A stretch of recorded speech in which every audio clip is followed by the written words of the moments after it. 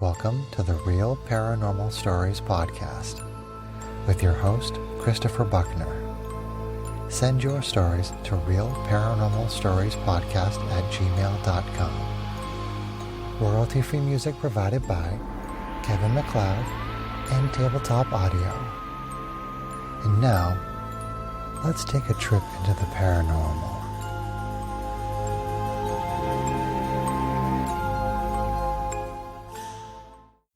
This story comes from a Reddit user who wanted to remain anonymous.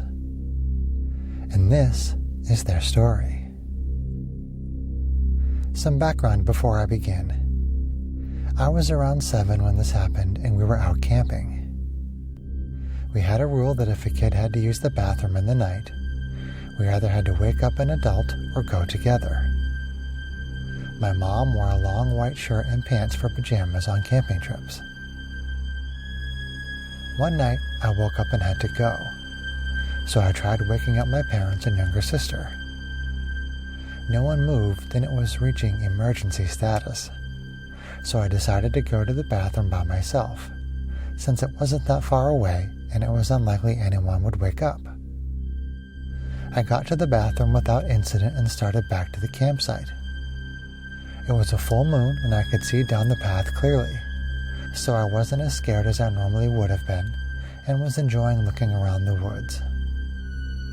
Then I saw what I thought was my mom walking down the path towards the bathroom. I panicked and dove behind a tree because I didn't want to get into trouble. After a moment, I peeked around the tree and saw a woman with a bonnet on and dressed in an old-fashioned nightgown floating past my hiding place and up towards the bathroom. She turned into it and vanished. I ran to the campsite, got into the tent, and hid in my sleeping bag until morning. No one noticed I was gone, and I never told anyone about what I saw. Later on that day, we went up to the bathroom and there was a plaque next to it with information about an old homestead that had been built there. The chimney was all that was left. And that is their story. This story comes from the podcast Spine Chillers and Serial Killers. And this is their story. In the past, I was quite fascinated by all things spooky. I was a horror film buff, loved a good book about true hauntings, and for many years I was a goth. And during that time, I learned something. Kids are creepy. Especially little girls.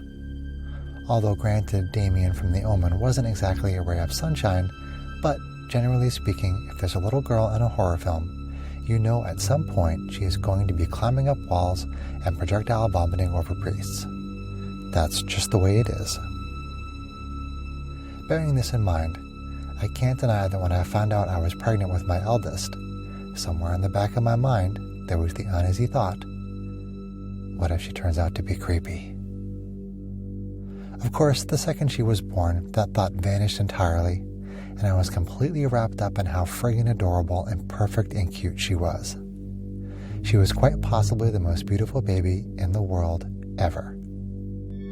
Okay, I might have been a bit biased, but you get the idea. Not a creepy bone in her chubby little body. That is, until now. She is now coming up to 4 years old. She is extremely bright and extraordinarily eloquent for a 3-year-old. This means that sometimes she comes out with things you wouldn't expect a child her age to say. Up until now, when she has said something surprisingly clever, I must admit I do tend to be incredibly proud and secretly smug. Ha! My child is a genius. What good parents we must be. But recently, I have kind of been wishing she wasn't quite so eloquent, as some of the random clever things she has been saying are truly terrifying. I mean, like, stomach churning.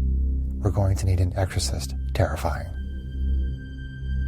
It started maybe a month or 2 ago. She started talking about Leo, her invisible friend. Wonderful, I thought to myself. Imaginary friends are creepy, and this is always how it starts in the films. Now, I knew she has a friend at school called Leo, so I just put it down to an overactive imagination. Even when she would tell me that Leo had climbed into bed with me and was hiding under the duvet by my feet, I didn't let it get to me. It's just harmless play, I would say to myself, and then I would give myself a mental pat on the back for being so sensible and grown up about it. There was a time I would have freaked out about invisible little boys crawling into bed with me, but not now. No, now I was a fearless mom. Go me. After a few weeks, Sarah showed up. To my daughter, I mean. Of course, we could not see her, just like that cheeky little bed-stealing scamp Leo. So now there were two. Fabulous. But just like she had an actual friend called Leo, she also knows a Sarah, her dance teacher. So again, we just put it down to her imagination. All was well in the world with Leo and Sarah. They would chase around the house or have imaginary water balloon fights, and hardly ever do anything creepy, like perch on windowsills during the night to watch us sleep. Then a week ago, we had my husband's parents over for dinner. We were enjoying a nice family dinner when out of nowhere my daughter starts talking about her friends. Except now there are three. Now there is a Clement. She does not know a Clement. There is no one by that name at her school. I checked. He is not a character from one of her books or from any of the cartoons she watches. I have no explanation for Clement, and she is not sure who he is either, really. Leo and Sarah are brother and sister, but Clement is just naughty. That's all we know about him. I would have much preferred him to be funny or silly, but no, all he is naughty. Great. And then she just blurts out, "And you know Leo is dead. Sarah killed him. Dead like your granddad, Mummy." My mother-in-law and I just stared at each other, not saying a word, but safe to say, we knew we were both thinking, what the actual fuck? My lovely husband senses my absolute horror at what my beautiful angel has just announced at the dinner table and tries to come to the rescue. "But it's just pretend, darling, isn't it? He's okay, really. He's not really dead," he says. "No, Daddy, he's really dead. Sarah killed him," she merrily replies in between two mouthfuls of chips. I felt a bit sick at this point and was not looking forward to sharing my bedroom with my daughter and her new mates at bedtime. Yes, my nearly 4-year-old still sleeps in our room, but that's a whole other post. So, as we were getting ready for bed, she starts talking about them again, this time adding that we have an angry lady called Violet living in our attic space. She is always cross and has purple lips. A fun fact about our attic space, it's not actually closed off by a wall. It just has a see-through banister to stop anything falling out, so I can see everything in our attic that overlooks my bed. I now know I'm never sleeping again. Awesome. So I said, "Sweetheart, can we talk about them now? They're only pretend, they're not real." What she said next and how she said it will probably haunt me forevermore. Her face dropped into a scowl. She came very close to my face, squinted her eyes, and said, "They are real." Then started laughing and added, "They're shouting, Mummy. They're always shouting." Pants change in aisle 3. As she grew up, we heard less and less about her invisible friends. But I must admit, not a night goes by that I don't look up to the attic space and imagine an angry Violet staring back at me. Just to update the story a little, last week I heard both my kids chanting in their playroom. I went to check on them and saw they had put some toys in a circle with a Woody doll in the middle. "What are you guys up to?" I asked, already dreading the answer. "Oh, nothing, Mummy.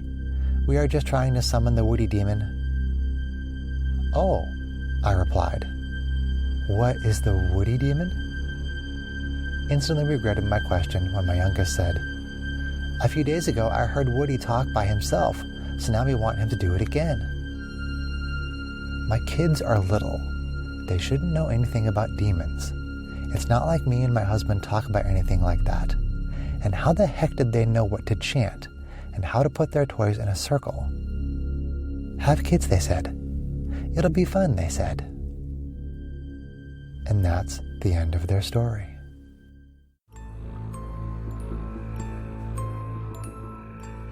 That's all for this episode of the Real Paranormal Stories podcast.